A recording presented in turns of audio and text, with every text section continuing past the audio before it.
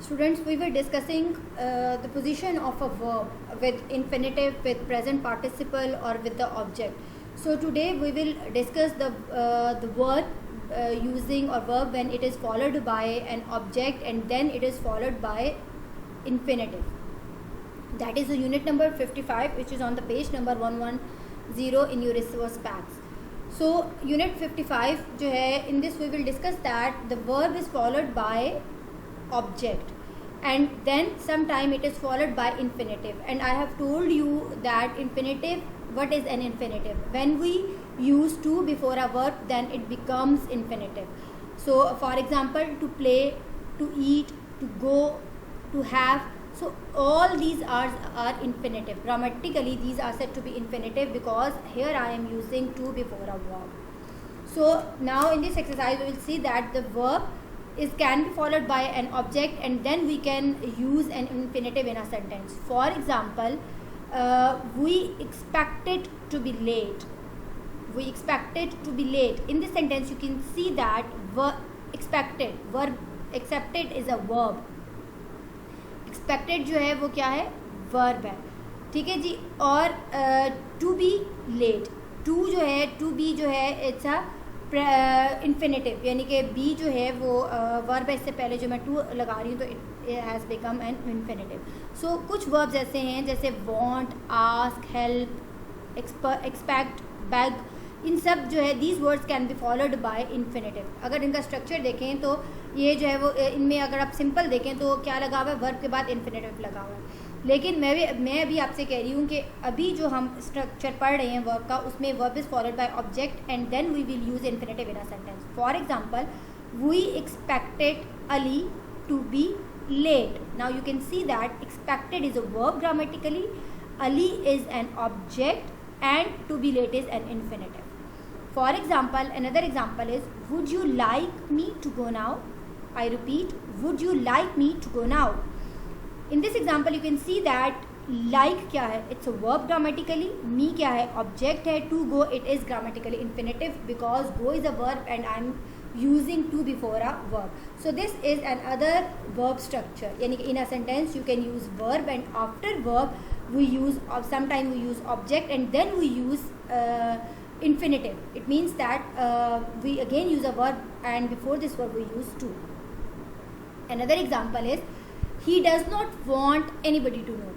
He does not want anybody to know. अगर आप इसका सेंटेंस स्ट्रक्चर देखें तो अभी जो मैं बात कर रही थी कि verb is followed by object and then it is followed by infinitive in a sentence. So in this sentence you can see that he does not want. अब want क्या है, grammatically it's a verb, anybody object, to know जो है again it's an infinitive. So ये एक verb से structure के साथ जो है जुमला कंप्लीट हो गया. इसी तरह से जो है और बहुत सी एग्जांपल्स हैं. मिसाल के तौर पर, who taught you to drive, who taught you to drive. In this example you can also see taught is a verb, you is an object and to drive is infinitive.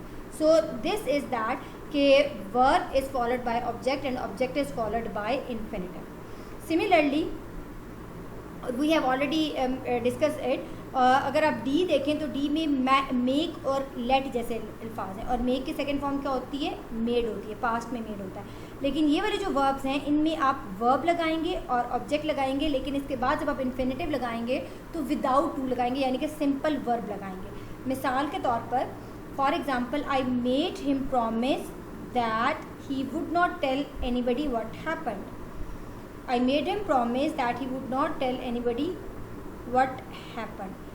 अब इसमें देखिए made वाले जुमले में मैंने आपको बताया कि मेड वाले जुमले में जब आप मेड के बाद हिम क्या है, मेड क्या है, वर्ब है, हिम क्या ऑब्जेक्ट है एंड प्रॉमिस क्या है, अगेन वर्ब है. यहाँ पे टू प्रॉमिस जो है नहीं आएगा, बल्कि क्या है, खाली जो है वो वर्ब आएगा, प्रॉमिस आएगा. तो मैं ये कह रही हूँ कि अगर सेंटेंस में मेक हो, लेट हो और मेक की सेकंड फॉर्म अगर पास्ट में मेड हो तो उसमें आप पहले जो है वो तब इन्फिनेटिव, आपका वर्ब इन्फिनेटिव नहीं होगा आफ्टर ऑब्जेक्ट. क्लियर? इसकी कुछ एक्सरसाइजेज जो हैं वो पेज नंबर 55 पे गिवन है. वो ये हम ऑलरेडी इसको डिस्कस कर भी चुके हैं, आप इसको जो है वो गो थ्रू कर लीजिएगा. हम इसको मज़ीद जूम क्लास में डिस्कस कर लेंगे. Now look at the unit number 56, which is on the page number 112 in your resource tags. That is again about the verb structure. अब इसमें verb structure क्या है? इसमें verb structure कुछ इस तरह से है कि verb के बाद जो है आप बाज़ों का जो है you can use, यानी कि verb is followed by ing. जब verb के साथ ing लगता है then it becomes present participle. तो वो क्या बन जाता है? present participle बन जाता है. तो बाज़ों का जो है usually verbs are followed by ing. अक्सर verbs जो होते हैं उनके बाद जो है वो ing जो है वो हम लगाते हैं या ing वाली फॉर्म लगाते हैं. ठीक है जी, यानी कि अक्सर वर्ब जो है वो फॉलोड बाय ing, यानी और दूसरे लफ्ज़ों में verb plus present participle. Present participle क्या है कि वर्ब के साथ ing लगा होता है, यानी कि verb plus verb with ing, that is verb plus present participle. मिसाल के तौर पर for example, I remember doing something. I remember doing something. In this example, remember is a verb. अगर आप सेंटेंस स्ट्रक्चर की बात करें, remember is a verb, doing present participle है या verb के साथ ing लगा है. Similarly, look at another example. He could not remember driving along the road just before the accident. He could not remember driving along the road just before the accident. Now you can see that अब इसमें remember क्या है? Again verb है और driving again present participle है, यानी कि verb drive के साथ ing लगा हुआ है. So verb is followed by present participle और verb is followed by some time verb plus ing. लेकिन some time the verb is followed by verb plus infinitive. वो क्या होगा? वर्ब जो कि हम ऑलरेडी डिस्कस भी कर चुके हैं कि वर्ब प्लस इन्फिनेटिव मीन्स कि वर्ब के बाद जो वर्ब आएगा उससे पहले टू आएगा, यानी कि वर्ब टू वर्ब उसके बाद verb is followed by two और फिर उसके बाद वर्ब. और ये टू से पहले जब वर्ब से पहले जब टू लगता है तो grammatically it becomes infinitive. In other words you can say that कि verb is followed by infinitive. Infinitive होता ही है कि जब वर्ब से पहले टू लग जाता है. मिसाल के तौर पर, I remembered to do something. I remembered to do something. अब यहाँ पर देखें, रिमेंबर्ड क्या है? वर्ब है, टू डू इन्फिनेटिव है. यानी और अगर इसको अलग करके देखें टू डू को आप, तो डू वर्ब है और उससे पहले जो है वो क्या लगा हुआ है? टू लगा हुआ है, इसलिए ये क्या है? इन्फिनेटिव है. So verb is followed by infinitive. Similarly, you remember to do something. अब इसमें भी देखें, अब ये रिमेंबर जो है वर्ब है और टू डू क्या है? टू डू इसमें जो है वो इन्फिनेटिव है.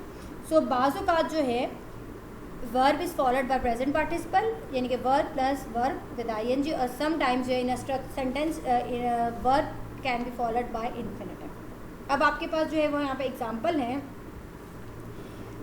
56 यूनिट में ही 113 पेज पे जो है अगर आप एक्सरसाइज देखें तो इसमें जो है आपने या तो ing लगाना है. पहली जो 56.1 है उसको देखें, वो क्या कह रहा है कि put the verb into the correct form ing और टू, यानी कि वर्ब एक वर्ब ऑलरेडी लगा हुआ है, दूसरा वर्ब आपको ब्रैकेट में उन्होंने दिया हुआ है और आपने कहा है कि आपने ये चेक करना है कि यहाँ पर वर्ब जो है जुमले के अकॉर्डिंगली इधर the verb is followed by infinitive और it will be followed by present participle. अगर प्रेजेंट पार्टिसिपल होगा तो वर्ब के साथ ing लग जाएगा, अगर जो है वो इन्फिनेटिव होगा तो वर्ब से पहले टू लग जाएगा. For example, I do not enjoy dash very much. I do not enjoy driving very much. तो यहाँ पर ing लग जाएगा तो ये प्रेजेंट पार्टिसिपल हो जाएगा. अब आप देखें, इंजॉय ड्राइविंग जब आप लिखेंगे तो you can see that enjoy is already a verb. Verb क्या होता है? मैंने आपको बताया था, doing word, an action word, जो किसी एक्शन को शो करता है, दैट इज़ वर्ब, जो वो वर्ब होता है. आप इंजॉय करना क्या है? That is a verb. अब ड्राइविंग क्या है? ड्राइविंग अगेन प्रेजेंट पार्टिसिपल कह लें इसको या वर्ब विद ing कह लें, तो वर्ब विद ing यहाँ पर यूज़ हो गया. अब देखें, I cannot afford dash out tonight. I do not have enough money. I cannot afford to go out tonight. ठीक है? I cannot afford to go out tonight. बल्कि यहाँ पर भी ing आएगा. I cannot afford going out tonight. ठीक है जी? तो यहाँ पर अगेन जो है वो ये ing के साथ प्रेजेंट पार्टिसिपल होगा.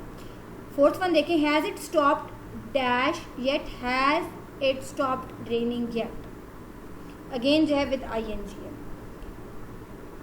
We were unlucky to lose the game. We deserved to win.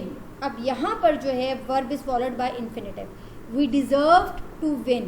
अब deserved already verb है, verb is followed verb plus infinitive to win. अगर आप to win को अलग करके देखें तो इसमें win जो है अलग से verb है, verb से पहले to लगा हुआ है, इसलिए मैं इसको infinitive कह रही हूँ. So verb is followed by infinitive in a sentence.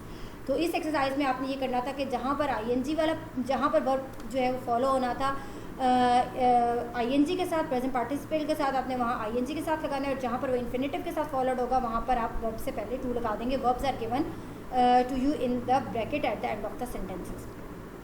Now look at the 56.2. The statement of the 56.2 says that Tom can remember something about the childhood, but he cannot remember others. Complete the sentences. अब आपने यहाँ पर जो है एक Tom एक character है, वो कह रहे हैं कि उसको कुछ चीज़ें अपने बचपन के बारे में याद हैं, लेकिन कुछ चीज़ें जो है वो उसको याद नहीं है. आपने इन जुमलों को कंप्लीट करना है. अब सेकंड देखें, थर्ड देखें. He cried on his first day at school. He does not remember this. He does not remember crying on his first day at school. अब यहाँ पर जो है he does not remember. remember क्या है? remember already verb है. crying क्या है? इसके साथ क्या लगा हुआ है? प्रेजेंट पार्टिसिपल में ing वाला वर्ब यूज़ कर रही हूँ.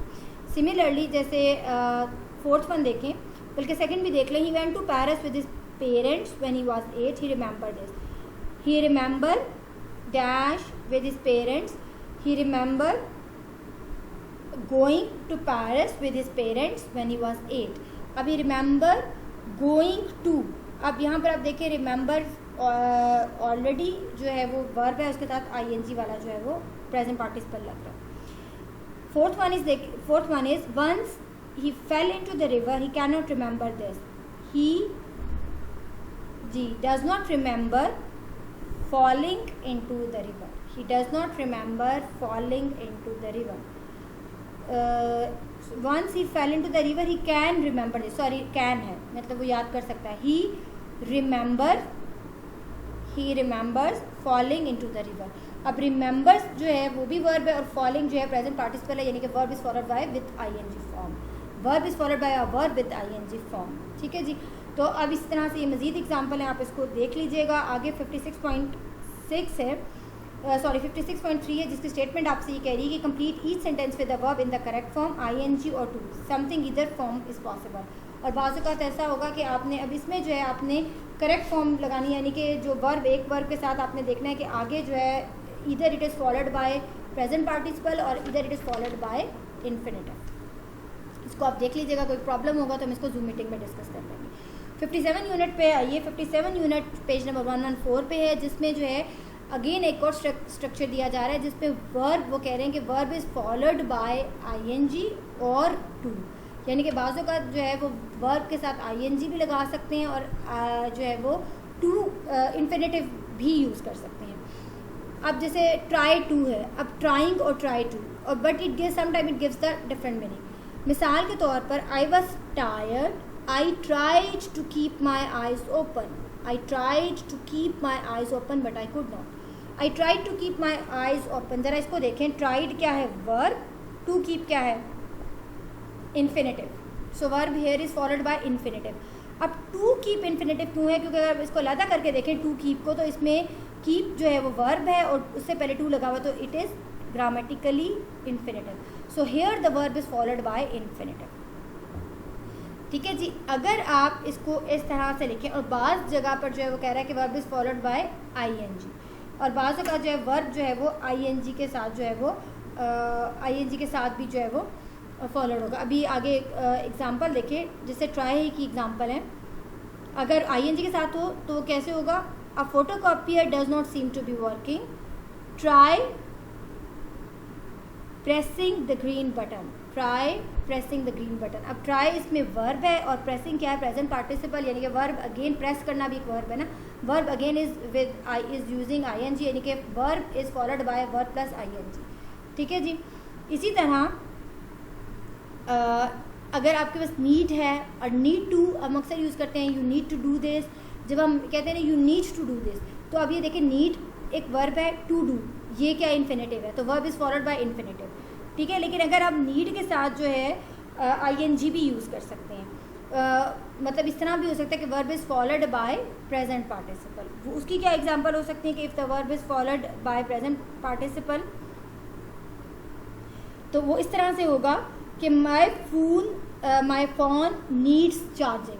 My phone needs charging. अब यहाँ पर देखें नीड्स क्या है? वर्ब है, और चार्जिंग जो है ये प्रेजेंट पार्टिसिपल है.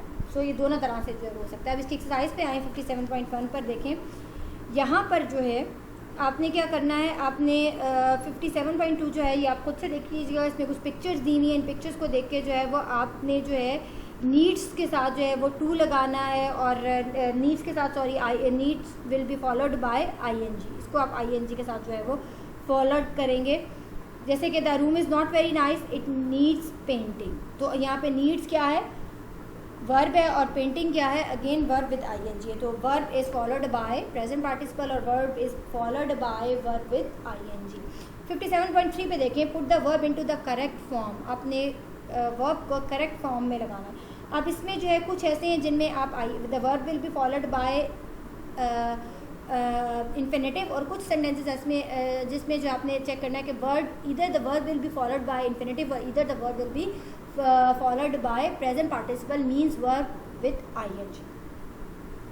So I will here discuss 2 or 3 examples. The rest of the exercise will you will do it by yourself. Okay ji, look at the 57.3 and look at the number 1 example. Its B part is, I rang the doorbell but there was no answer. Then I tried dash on the door but there was still no answer. I rang the doorbell but there was no answer. Then I tried knocking on the door but there was still no answer. अब यहाँ पर knocking जो है वो क्या है, present participle यानी कि verb with ing है। और अगर आप थोड़ा सा से पहले गौर करें, I tried is also a verb, so verb here is followed by verb with ing और verb with present participle. Next example देखें, we tried dash the fire out but without success. We had to call the fire brigade. अब bracket में आपको put दिया हुआ, we tried, I repeat, we tried dash put the fire out but without success we had to call the fire brigade. अब यहाँ पर आप क्या लगाएंगे, वी ट्राइड जी पुटिंग या फिर टू पुट, यानी कि either the verb is followed by present participle और either the verb is followed by infinitive. Now you can see that अगर मैं यहाँ पर क्या, we tried is already a verb, so either the tried my verb will be followed by infinitive or either it will be followed by present participle. अब क्या होगा, we tried putting the fire, no, I tried to put the fire out but without success we had to call the fire brigade. अब we tried to put, अब ये क्या है, here the verb is followed by infinitive. ऊपर वाले example में the verb is followed by present participle यानी कि verb with ing, और here the verb is followed by infinitive यानी कि टू पुट से पहले मैं क्या लगा रही हूँ, पुट भी एक वर्ब है, उससे पहले मैं टू लगा रही हूँ, तो grammatically it is infinitive, so और ट्राइड ऑलरेडी वर्ब है, so verb is followed by infinitive. You will do this rest of the exercise by yourself. If you will feel any problem we will discuss in the Zoom class. ठीक है जी, इसके बाद हमारे पास 58 unit है, इसको हम थोड़ा सा डिस्कस कर देते हैं जो कि लास्ट टॉपिक है। उसके बाद जो है नया टॉपिक हमारा स्टार्ट होगा, प्रीफर एंड वुड और रादर का। So verb is followed by ing और टू, और इसमें वुड लाइक और लाइक के साथ, जैसे आप अक्सर कहते हैं I love to play cricket, I hate to fly kite, तो इस तरह से अब लव टू के साथ या हेट टू, इस तरह से जो है लव और हेट के साथ जो है वो आप बाज़ या वुड लाइक या इस तरह के जुमलों के साथ जो है हम इन्फिनेटिव यूज़ करते हैं। ये आप इसको गो थ्रू कर लीजिएगा, इसको हम मज़ीद जो है वो जूम की क्लास में डिस्कस कर लेंगे। This is the same thing, this is the same topic और these are the same things which we have already discussed in previous 2 or 3 exercises.